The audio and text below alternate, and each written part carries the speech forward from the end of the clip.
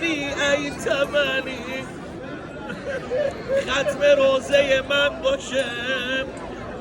آی خواهرا اگه شوهرت پیش رفیقش گریه کنه جلو تو گریه نمیکنه، مرد بهش بر میخوره.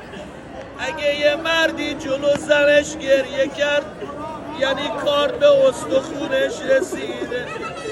روز آخر فاطمه کار به استخون علی رسید. اومد سر زهرا رو بغل گرفت، شروع کرد گریه کردم. دوتایی برا هم گریه کردن. بعد 75 روز یا 90 روز همدیگر رو دیدن، از هم رو نگرفتن. برا هم دیگه علی برا زهرا گریه کرد، زهرا برا علی گریه کرد. شروع کرد فاطمه حرف زدن، جیگر علی رو پاره کرد.